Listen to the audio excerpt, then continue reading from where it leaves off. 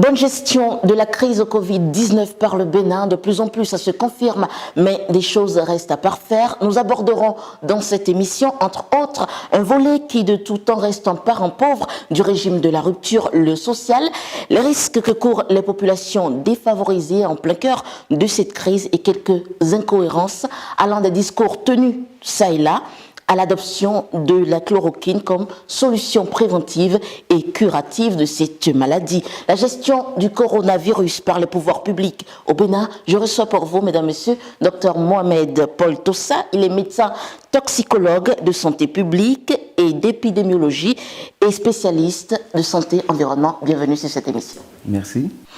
Alors, docteur Tossa, quelle appréciation faites-vous déjà de façon globale de la gestion de la crise en Afrique et précisément au Bénin?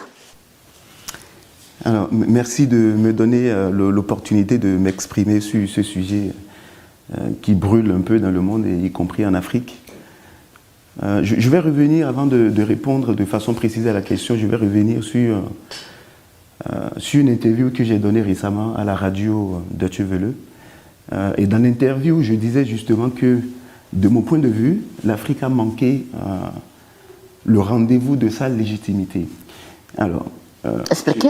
Alors, j'ai des amis qui m'ont un peu écrit inbox pour me dire qu'ils n'étaient pas absolument d'accord parce que les pays africains ont pris la chose tout de suite au sérieux en mettant en place ils ont anticipé, on va dire. Les pays africains ont anticipé.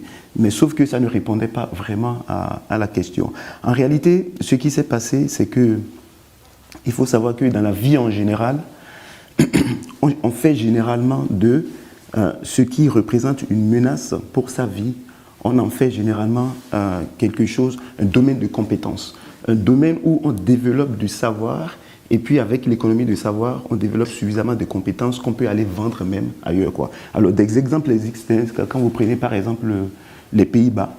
Alors on dit les Pays-Bas, mais en fait c'est des pays qui, d'un point de vue de l'altitude, sont assez bas, donc risquent d'être recouverts par l'eau. Mais qu'est-ce qu'ils ont fait? Ils se sont spécialisés dans le domaine de l'eau.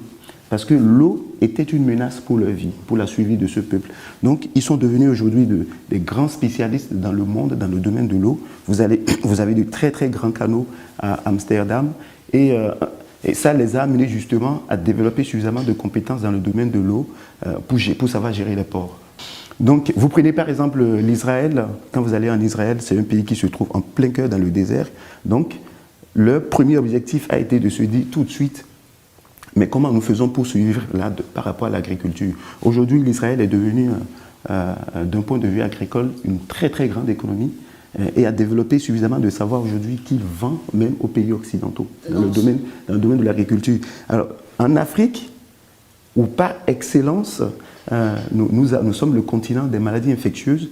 Je vous donne par exemple quelques chiffres. Sur par exemple 100 événements qui menacent la vie des Africains, chaque année, 80 sont des maladies infectieuses, sur 100 événements qui menacent. Donc c'est une véritable menace pour les peuples africains, mais les peuples africains n'en ont jamais fait un véritable domaine de compétence pour développer le savoir nécessaire pour pouvoir aller vendre ce savoir maintenant aux pays occidentaux. Ce sont les pays occidentaux qui sont moins touchés par les maladies infectieuses qui nous vendent aujourd'hui de la compétence.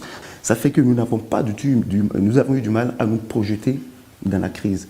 Les pays africains, par exemple, moi je n'ai jamais vu à aucun moment des chiffres sur combien de personnes vont avoir la maladie, combien de personnes vont développer la forme grave de la maladie, combien de personnes vont peut-être mourir de la maladie. Il n'y a jamais eu de projection par rapport à ces chiffres, mais nous avons décidé, et c'est là justement que les amis m'ont dit, mais non, nous avons fait des choses, nous avons décidé d'anticiper. On a anticipé évidemment, on a anticipé en fermant les frontières, on a anticipé en confinant dans certains pays nos populations, on a anticipé en mettant en place au Bénin par exemple un cordon sanitaire, mais nous avons anticipé dans du flou. Alors, la grande trouvaille, ça a été, nous avons la chloroquine et donc nous avons le médicament miracle pour sauver tout le monde. Tout en sachant aujourd'hui qu'aucune donnée scientifique n'existe pour montrer que la chloroquine est réellement efficace. Donc, cette façon d'anticiper sans savoir quelles peuvent être les réelles conséquences sur les populations, et notamment les populations les plus vulnérables, c'est ça qui explique aujourd'hui que nous sommes surpris de voir que la maladie commence et fasse pas beaucoup se propager dans les pays africains. Parce que nous avons pensé que tout ce que nous avons fait au début, c'était suffisant. Voilà, mais les institutions annonçaient une plus grande flambée du virus en Afrique, ce qui jusque-là n'est pas le cas. Est-ce que vous pensez que le pire est déjà derrière nous ou c'est à venir? Alors, je n'ai pas envie du tout de jouer l'oiseau de mauvaise augure, en fait, l'annonceur de mauvaises nouvelles, mais quand on est un tout petit peu sérieux et qu'on a suivi cette épidémie depuis les débuts, il est clair et évident que l'Afrique sera probablement le nouvel épicentre de l'épidémie. Aujourd'hui, le nouvel épicentre de l'épidémie se trouve en Amérique latine, mais après l'Amérique latine, ça va être le tour de l'Afrique. Je pense que ça va être le tour de l'Afrique et il y a de très fortes chances que ce soit le tour de l'Afrique. Après, vous dire tout de suite que ça va être vraiment l'hécatombe et qu'il y aura énormément de morts comme on enregistre aujourd'hui au Brésil, ça, je ne saurais pas le dire parce que les populations ne sont pas forcément les mêmes, même s'il y a quand même des similitudes par rapport aux populations dans lesquelles on enregistre le plus de morts. Ça, on en parlera tout à l'heure. Le professeur Achille Massoumboji, qui est mon maître, mon directeur de thèse, quand il a fait sa sortie la dernière fois, il a dit que l'Afrique sera probablement le nouvel épicentre de la maladie. Lui, il a même donné une projection pour dire que la maladie va circuler au Bénin jusqu'au mois d'octobre. Ben moi, ce n'est pas pour contredire mon maître, mais moi j'ai même envie de dire que je pense qu'on a des chances que ça dure encore plus longtemps que le mois d'octobre.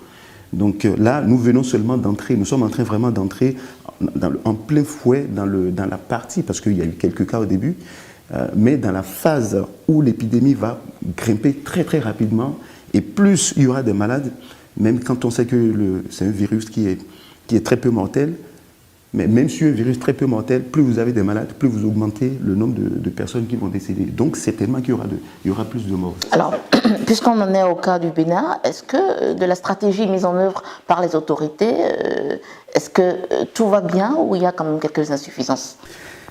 Alors, ce qu'a fait le Bénin, c'est pas si différent que ça de ce qu'on a enregistré dans beaucoup de pays africains. En termes d'anticipation, comme je disais, il y a eu le cordon sanitaire qui valait ce qu'il valait. Je ne suis pas tout à fait certain que le cordon sanitaire était si étanche que ça, qu'il n'y avait pas de circulation à travers le cordon. Ça, je ne pense pas. Bon, là, en l'occurrence, c'est peut-être aussi la responsabilité des individus qui devaient tout simplement respecter les consignes des autorités. Mais quand on est aussi dirigeant, il faut faire avec le peuple qu'on a. Quand on sait comment se comporte ce peuple, on essaie de prendre les mesures. Et ça rejoint ce que je disais au début en termes de projection.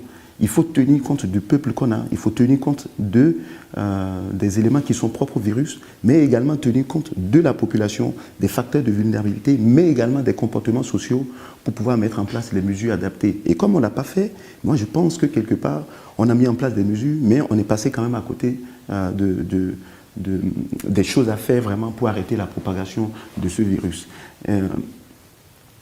Et aujourd'hui, ce que moi j'ai envie de dire clairement, c'est que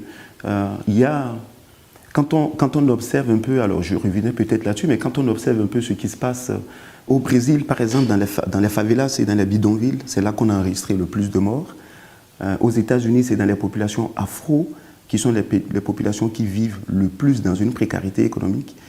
Même en France, par exemple, c'est dans le 93, qui est le département de la Seine-Saint-Denis, qui est le département le plus pauvre de l'Île-de-France. C'est là qu'on a enregistré également le plus de morts. Donc on se rend quand même compte que c'est dans les populations les plus démunies, les plus défavorisées économiquement que cette maladie frappe. Donc je pense que nos politiques gagneraient déjà à s'inspirer de ce qui s'est passé dans ces pays et à orienter vraiment les actions vers ces populations, mais que ce soit des actions concrètes et des actions, mais vraiment ciblées vers ces populations. Dans le genre, quelles actions, par exemple? Moi, je pense qu'il faut vraiment se déplacer pour aller voir ces populations, parce que quand on regarde ce qui se passe aujourd'hui, alors, on a généralisé le port de masque. Oui. Ça, c'est très bien de généraliser le port de masque, parce qu'effectivement, quand tous les deux, nous portons un masque, il y a une protection autour de 90%. Là, je parle de masque en tissu, que tout le monde ne peut pas se permettre d'avoir un masque chirurgical. Mais moi, je suis persuadé que les gens portent des masques, par exemple, aujourd'hui, qu'ils remettent. Ils vont porter le même masque toute la journée, ils vont le remettre le lendemain parce qu'ils n'ont pas de quoi, par exemple, changer les masques. Et là, je parle notamment de ces populations, justement, qui n'ont pas les moyens de les changer. Je suis persuadé que pour des questions de moyens, parce que juste on ne veut pas être contrôlé par les flics, ben, des gens se passent des masques parce qu'ils n'ont pas de l'argent pour aller acheter, pour aller prendre un masque. Ils vont aller prêter le masque chez le voisin. Et donc, je pense qu'il faut vraiment aller vers ces populations et voir leurs réels besoins. Nous avons déjà fait ce travail-là avec mon association, avec la Fondation Africa Tomorrow, où nous nous sommes déplacés pour aller distribuer des masques à ces personnes-là. Donc, je pense qu'il faut vraiment se déplacer vers ces personnes, voir quels sont leurs vrais besoins et voir si, dans le lot, il n'y a pas de personnes qui ne doivent pas sortir justement chez elles, mais qui pour des raisons économiques sont obligées de sortir parce que si ces personnes-là ne sortent pas, ne peuvent pas trouver à manger. Et je pense que l'État doit prendre en charge ces personnes aujourd'hui pour leur permettre par exemple de rester en isolement réellement si jamais ces personnes-là sont malades, présentent des signes ou alors on leur a fait des tests où c'est positif, ou les isoler, mais il faudrait que l'État débourse de l'argent. Nous avons un ministère des Affaires sociales. Le ministère des Affaires sociales doit vraiment prendre en compte ce volet social de façon beaucoup plus importante. Sinon, nous allons enregistrer la même chose que ce qui est en train de se passer. Mais le gouvernement a débloqué 74 milliards récemment. Dans les 74 milliards, ce que j'ai compris, il y a 5 milliards seulement qui vont aller aux ménages. Et de ce que j'ai également compris, c'est que ces 5 milliards vont aller subventionner la hausse du tarif d'électricité. Mais sauf que nous parlons, les populations dont moi je parle n'ont même pas d'électricité. Donc le problème, ce n'est pas l'électricité, le problème est ailleurs. Donc il faut, mais si le gouvernement n'a pas des personnes qui travaillent pour le gouvernement pour aller les voir, mais il faut renforcer les associations sur le terrain. Les associations sont là pour se déplacer, pour aller voir ces personnes.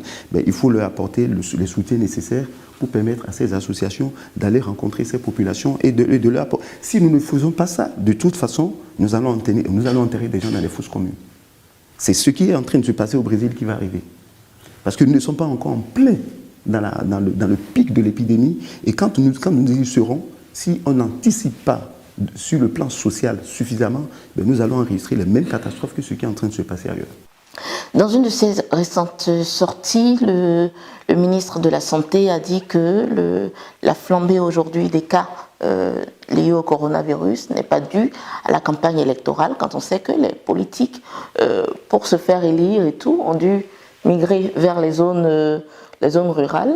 Le gouvernement dit à chacune de ses sorties que l'augmentation des cas n'a rien à voir avec la campagne électorale. Donc, on va dire que, bon, peu ou prou, il ne veut pas endosser la responsabilité de cette flambée de cas. Jusque-là, docteur Tossa, on n'a quand même aucune cause. On n'a pas de chiffres pour infirmer ou confirmer ça. Qu'est-ce que vous en pensez ? Moi, je pense que pour des politiques, je peux comprendre que ce soit difficile à assumer. Ça, je peux le comprendre, parce que surtout avant l'organisation même des élections, il y a eu des voix qui se sont élevées pour dire « n'organisez pas » parce que nous sommes dans un contexte épidémique, donc protéger les populations. Donc des voix s'étaient levées. La Cour africaine des droits de l'homme même a demandé au gouvernement de ne pas organiser les élections. Et le gouvernement a décidé de le faire en prenant toutes les mesures sanitaires nécessaires pour protéger les populations. C'est-à-dire que pour le gouvernement, on peut organiser les élections et faire quand même en sorte que les gens ne se contaminent pas.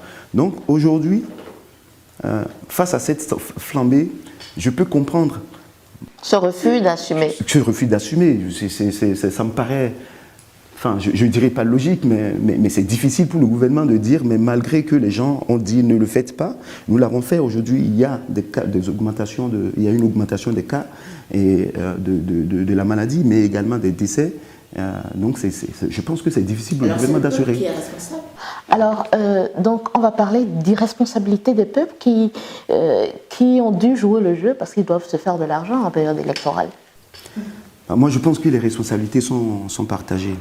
Parce que, comme je le disais, aujourd'hui, non seulement le gouvernement ne peut pas assumer, mais le gouvernement n'est pas capable aujourd'hui de prouver que que les élections ne sont pas en cause. Donc à partir du moment où le gouvernement ne peut pas le prouver, pour moi, le gouvernement, quelque part, est responsable. Et puis là-dessus, j'ai même envie de dire une chose que j'ai l'impression que ça, complètement, ça n'a jamais été évoqué dans le débat, en tout cas dans tout ce que j'ai suivi jusque-là. Ça a été ce qu'on appelle un cluster, par exemple en épidémie, en épidémiologie, c'est le fait qu'il y ait beaucoup de cas d'un événement, soit c'est une maladie ou de décès, dans une population donnée en très peu de temps. Nous avons vu que pendant les campagnes, il y a eu une dizaine de morts dans le rang des candidats aux élections municipales. Il y a eu environ une dizaine de morts. Et tout le monde a parlé de « Ah, ben, ce sont les réalités de chez nous, on les a tués ». Mais nous sommes dans un contexte d'épidémie. Il y a eu des mouvements de population et à aucun moment, personne n'a pensé que ces gens-là auraient été décédés du coronavirus.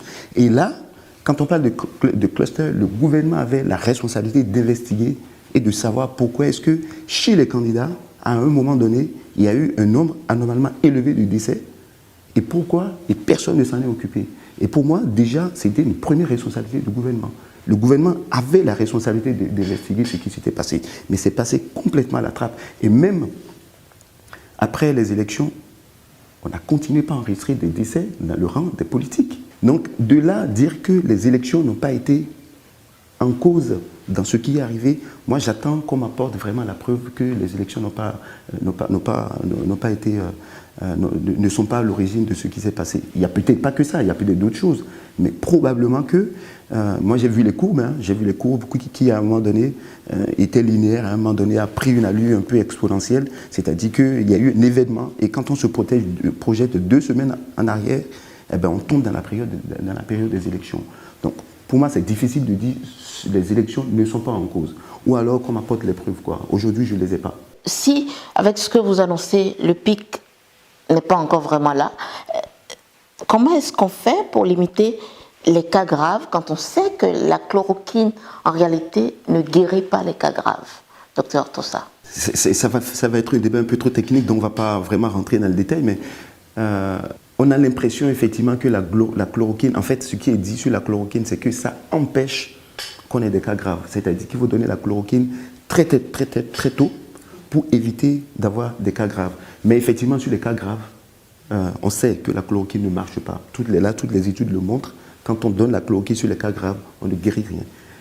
Là où la discussion se trouve aujourd'hui, c'est plutôt sur le donner suffisamment au début, dès qu'on a diagnostiqué, même si les personnes ne sont pas encore gravement malades, on leur donne tout de suite la chloroquine, pour éviter que ça évolue vers un cas grave. Mais comme je le disais tout à l'heure, pour moi, ça reste une hypothèse. Parce que ce sont des données qui viennent de ce qu'on appelle des études observationnelles.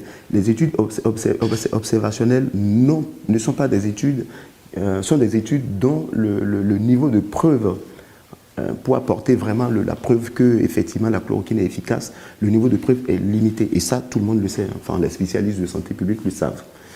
Donc, à la limite, nous avons des pistes. Ce sont des hypothèses. Mais ces hypothèses, pour les vérifier, il y a d'autres types d'études qu'il faut faire et personne ne les a faites aujourd'hui, ces études-là. Voilà, à ce jour. Donc, dire que la chloroquine est efficace et guérit, pour moi, c'est trop s'avancer. Voilà. On peut dire que dans une approche, ce qu'on appelle une approche compassionnelle, c'est-à-dire que nous n'avons pas d'autres moyens, et comme on a la chloroquine, bon, on va quand même donner la chloroquine pour voir ce que ça va donner. Mais c'est une approche compassionnelle, mais qui ne veut pas dire que forcément la chloroquine est efficace. Mais c'est aujourd'hui ce qu'on est en train de faire. En fait, c'est ce que je disais, c'est dire anticiper en basant sa stratégie sur la chloroquine, pour moi, ça a été une erreur. Voilà. On peut baser l'approche sur autre chose. Et vous avez bien dit tout à l'heure, sur les populations, vous avez parlé des populations vulnérables. Et pour ça, il fallait faire des projections. C'est-à-dire que dans votre population, vous savez à peu près le nombre de drépanocytaires que vous avez, le nombre d'hypertendus que vous avez. Il faut savoir que l'hypertension, qui est un facteur de risque de cette maladie pour l'évolution vers la forme grave, chez l'Africain, les Africains font la forme la plus sévère d'hypertension. De tous les continents, ce sont les Africains qui font la forme la plus sévère. Il faudrait avoir des actions de façon ciblée vers ces personnes-là assez rapidement si on veut prévenir vraiment quelque chose, quoi. Mais on ne peut pas les prendre en compte comme on a pris en compte les autres. Et donc, ça nécessite d'avoir une véritable connaissance de sa population, des facteurs de vulnérabilité. L'Afrique a eu la chance d'avoir une population qui est jeune. Donc, quelque part, elle a été protégée par rapport à la jeunesse de cette population. Mais il y a d'autres facteurs de risque qu'on aurait dû prendre en compte assez rapidement et cibler les actions vers ces populations-là. Mais en tout cas, moi, je n'ai pas l'impression d'avoir vu quelque chose de ce côté-là. Dans sa dernière sortie, le ministre de la Santé a dit « Lorsque systématiquement vous sentez un petit signe lié aux symptômes du coronavirus, mettez-vous à la chloroquine ». Est-ce que c'est pas trop, je n'oserais pas dire hasardeux, mais c'est pas trop risqué pour la population quand on sait que la chloroquine a quand même des effets secondaires? Alors, en fait, il faut toujours voir la question de la chloroquine comme une question de bénéfice-risque. Il faut toujours voir le bénéfice que ça apporte par rapport au risque. C'est vrai que si la chloroquine peut guérir, j'ai dit si elle peut guérir, même si vous perdez 2 patients et que vous en sauvez 98 sur 100, on peut donner de la chloroquine.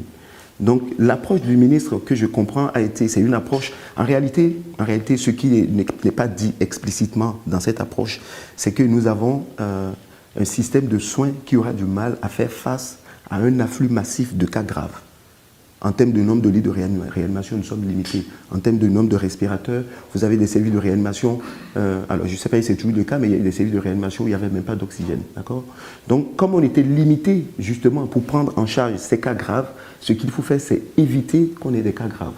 Et donc, l'approche du ministre que je comprends, donc, qui est une approche pragmatique, qui consiste à dire non, moi je préfère donner de la chloroquine pour éviter qu'on ait des cas graves. C'est ça, en fait, ce que le ministre fait. Après, il explique bien qu'il faut quand même faire un certain nombre de tests chez ces personnes parce que pour voir si ces personnes ont des facteurs de risque cardiaque. Si ces personnes ont des facteurs de risque cardiaque, il ne faut pas leur donner la chloroquine. Mais quand vous dites à la population qu'il faut prendre de la chloroquine lorsque vous commencez à sentir des effets ou des symptômes, c'est là que le message est mauvais. Là, je suis entièrement d'accord avec vous parce que ce que la population entend, c'est que dès que j'ai les... Voilà. Mais pourtant, il me semble avoir lu des choses. Après, c'est la communication qu'il faut faire autour, qu'il faut peut-être revoir. Parce qu'il me semble quand même avoir vu qu'il ne faut pas prendre la chloroquine sans une prescription médicale. C'est-à-dire qu'il faut voir un médecin qui vous examine, qui fait un ECG et qui dit effectivement on peut vous donner de la chloroquine ou pas. Mais les populations ne le font pas.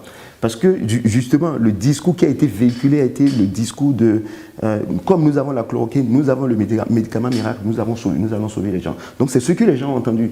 Et même si après, derrière, il y a toute une communication pour dire qu'il faut quand même voir un médecin, ça les gens ne l'entendent plus. Donc je pense que quelque part, il faudra réorienter la communication et puis insister sur cet aspect-là de surtout ne faites pas de l'automédication à la chloroquine. Si vous voulez prendre de la chloroquine, voyez un médecin qui vous examine, qui fait un ECG. L'ECG est capital. Si on ne fait pas un ECG, il ne faut pas donner de la chloroquine à quelqu'un. C'est capital de faire un ECG.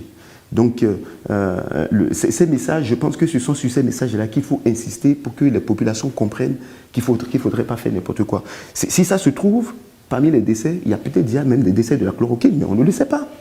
Dû aux effets secondaires. Dû aux effets secondaires, parce que, quel que soit, malgré tout ce qui a été dit, moi j'ai entendu énormément de discours sur le fait que la chloroquine, ça fait 70 ans qu'on la connaît en Afrique, ça fait longtemps qu'on la prend, et ça fait... Enfin bon, moi je trouve que ce discours, moi ça m'embête un peu parce qu'on a l'impression qu'on découvre la chloroquine par rapport à ses effets secondaires. Non. Avant l'arrivée de la Covid, vous prenez le dictionnaire Vidal, donc le dictionnaire des médicaments, vous allez à la page des effets secondaires, les effets secondaires étaient listés. On les connaissait, on savait que ça pouvait donner une arythmie ventriculaire, on savait que ça pourrait provoquer un arrêt cardiaque. On n'a pas attendu Covid pour savoir que la chloroquine donnait ça.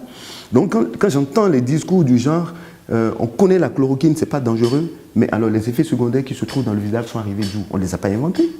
Ils y étaient déjà. Ils y étaient. Et en France, par exemple, il y a des communes dans lesquelles on a donné beaucoup de la chloroquine. Et au centre régional de pharmacovigilance, c'est-à-dire le centre auquel on déclare les effets secondaires des maladies, on a vu une augmentation, par exemple, du nombre de cas d'arrêt cardiaque ou d'arythmie ventriculaire due à la chloroquine. Donc, ça n'a pas été inventé. Ces effets secondaires, on les connaît, ils existent. Donc le fait de dire non, mais nous avons toujours pris ça en Afrique, ça n'a jamais fait du mal à qui que ce soit, mais qui c'est qui peut me dire que la chloroquine n'a jamais tué quelqu'un en Afrique? Personne n'est capable de le dire aujourd'hui. Donc je pense que quelque part, le discours qui a été donné sur la chloroquine, il était... Voilà, pour moi, le discours, il était un peu biaisé, parce qu'on n'a pas dit réellement ce qu'il fallait dire sur la chloroquine. Mais quand on voit Dr Raoult faire son show en disant que oui, de la chloroquine à tout le monde, et les résultats sont quand même parlants. Ben, oui, en fait, ce que je suis en train de dire par rapport à la chloroquine, ouais, je le dis par rapport au discours du professeur Raoult aussi. Hein. Ce que dit le professeur Raoult sur la chloroquine, moi, je continue de le dire. Les études menées par le professeur Raoult aujourd'hui ne sont que des études qui apportent des hypothèses. Ce ne sont pas des études qui apportent la certitude de l'efficacité de la chloroquine. Et on lui a posé la question la dernière fois à l'Assemblée, donc devant la commission parlementaire, d'enquête parlementaire sur la Covid à l'Assemblée nationale, de savoir pourquoi il n'a pas réalisé les études, une étude au moins randomisée pour qu'on ait la certitude. Mais il n'a pas répondu à la question. Pour moi, il n'avait pas répondu à la question. Donc pour moi, on reste toujours sur des hypothèses, mais ce n'est pas parce que c'est des hypothèses qu'il ne faut pas donner. Mais il faut quand même moduler le discours et ne pas dire que c'est efficace, on le sait de façon certaine ce que c'est efficace. Moi, c'est ce que je refuse, c'est tout. Mais je ne dis même pas qu'il ne faut pas donner la chloroquine. Mais il faut faire attention au discours qu'on délivre, parce que dans ce discours, ce que les gens entendent, c'est que la chloroquine est efficace. Donc si je suis malade, je vais aller chercher ma chloroquine, quoi. Voilà, c'est là-dessus que moi je voudrais qu'on fasse un peu attention. Docteur Mohamed Paul Tossa, nous sommes presque au terme de cette émission. Qu'est-ce que vous recommanderez bien au gouvernement de faire dans le cadre de cette gestion de la pandémie? Alors, beaucoup de choses. Bon, alors essentiellement trois. Je dirais essentiellement trois choses. Je dirais deux choses de politique générale et puis une chose qui va toucher plutôt au volet social dont j'ai parlé tout à l'heure. Pour la question de politique générale, je pense que ce qu'on appelle les zoonoses, en fait, les zoonoses, ce sont les maladies infectieuses qui sont transmises de l'animal à l'homme. La fièvre de Lassa, par exemple. Ce sont des rongeurs qui rentrent dans les cases, qui vont aller manger la nourriture des habitants. Et quand les habitants viennent manger la nourriture après, ils prennent le virus de Lassa, laissé par les rongeurs. Ça, c'est ce qu'on appelle zoonose. Donc, ce sont les maladies infectieuses, mais qui sont transmises de l'animal à l'homme. Il faut savoir que les zoonoses, et c'est également le cas de la Covid, hein, le coronavirus dont on parle. Donc l'hypothèse, c'est que c'est parti de la chauve-souris, ça a transité par le pangolin pour arriver à l'homme. Donc on est en plein dedans. Alors il faut savoir que dans le monde, partout dans le monde, ces maladies-là augmentent. C'est-à-dire qu'il y a des chances qu'il y ait encore une nouvelle zoonose qui va arriver, de toute façon. Donc il faudra se prémunir. Et les zoonoses, aujourd'hui, représentent environ 70% des maladies infectieuses émergentes. C'est-à-dire toutes les maladies infectieuses qu'on a aujourd'hui, qui sont de nouvelles maladies qui arrivent, 70% de ces zoonoses et de ces maladies infectieuses, ce sont des maladies qui viennent des animaux, en fait, et qui sont transmises à l'homme par un micro-organisme. Et en fait, le problème, c'est que quand on parle de santé, quand on a toujours parlé de santé, on a toujours parlé de santé humaine. Aujourd'hui, il faut aller vers une approche beaucoup plus globale. C'est ce qu'on appelle le One Health, c'est-à-dire un seul monde, une seule santé. C'est-à-dire la santé humaine, la santé des animaux et la santé des écosystèmes. Et tant qu'on ne va pas prendre les trois en compte dans un ensemble et qu'on va continuer par parler uniquement de santé humaine, on va toujours passer à côté et on va toujours faire face à des zoonoses. C'est-à-dire qu'on va avancer et puis de temps en temps, il y aura des choses comme ça qui vont nous frapper et puis personne ne comprendra ce qui s'est passé. Et ce programme One Health, qui est un programme justement de l'OMS et du FAO aussi, et puis il y a une troisième structure des Nations Unies que j'oublie. C'est un programme qui a déjà été mis en place par l'OMS et par les Nations Unies.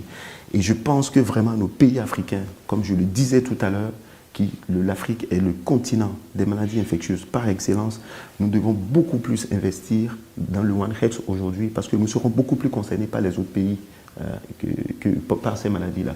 Donc moi, si j'ai un appel à lancer vraiment au pouvoir public aujourd'hui par rapport à ces maladies infectieuses, c'est vraiment de regarder de près le programme One Health et de mettre en place les moyens nécessaires pour pouvoir mettre en œuvre ce programme-là dans les différents pays. Alors ça, c'est le premier appel que j'ai envie de faire. Le deuxième appel que j'ai envie de faire également pour les populations africaines, aux dirigeants africains, ça je l'ai déjà dit tout à l'heure, nous ne pouvons pas continuer par être le continent des maladies infectieuses par excellence uniquement. Il faudrait que nous devenions excellents également dans la prise en charge de ces maladies infectieuses pour pouvoir développer une économie de la connaissance autour et vendre cette connaissance-là. Pourquoi on ne peut pas en faire un pôle de compétitivité en investissant massivement dans la recherche de pointe et former des meilleurs spécialistes au monde sur ces questions pour pouvoir vendre de la connaissance au pays. Mais ça, ce sont des questions de politique qu'il faudra mettre en place parce que ça passera forcément par l'éducation et ça passera forcément par la mise en place des entreprises nécessaires pour produire tout le matériel qui va aller avec le développement de ces connaissances. Et la dernière chose que j'ai envie de dire, si nous voulons, je l'ai dit tout à l'heure, mais je le répète, dans nos pays africains, y compris au Bénin, nous avons déjà fait un travail avec mon association, la Fondation Africa Tomorrow, dont je suis le président. Nous sommes allés rencontrer des habitants de l'Adji, nous sommes allés dans des coins reculés de l'agglomération d'Alada, nous avons distribué des masques un peu partout dans le pays et nous sommes allés à la rencontre des populations les plus pauvres qui sont dans le besoin. Et il y a un réel besoin de s'intéresser à ces populations parce que c'est dans ces populations que ça va frapper.